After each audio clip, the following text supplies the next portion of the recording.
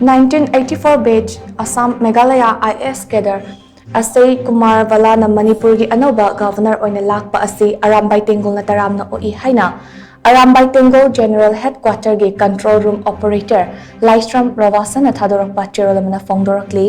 CHEROL asina hai Governor Ajay Kumar Bhalla na Lakpa asina lamdam asige Anouba lamay ama hangdokpaga loinana lamdam asida Anouba mangal ama ubo fanglay mamang thakta lamdam asida awa ana kudong thiba kaya thengnakrabaso Governor Ajay Kumar Bhalla gi luching makada ahongba kaya amaso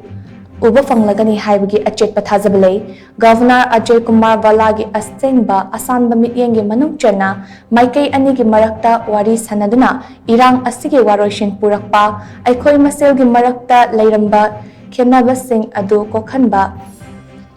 amadi nungshi chanana amato oine himinaba haibana chingba yauri mahaki sinthaningai oiraba experience sing aduna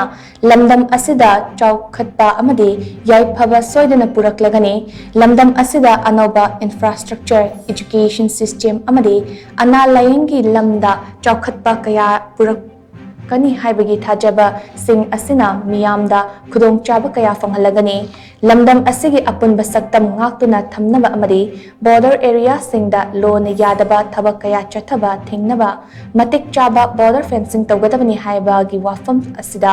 ngasisu Arambai Tenggol na khongfam chetna lepli miyam gi apamba sing asigi matung inna Governor Ajay Kumar Bhalla nasu thabak tawbirakani haibagi achoba thajaba thamle nakal amaramda lamdam asi chokhatpa lamdam ama ohenaba hotnabada mayai kaba jak sing lamdam asidagi maru fangna muthatkadabani tangai fadabalay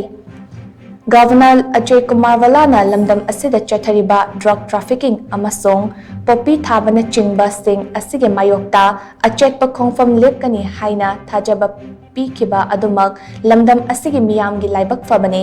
mapangal laiba tinjang kaijang daba amadi yaifaba lamdam ama ohenaba hotnabada Arambai Tenggol nasu pangba yaba mateng khudimak pangani hainasu CHEROL asina makatana phongdorakli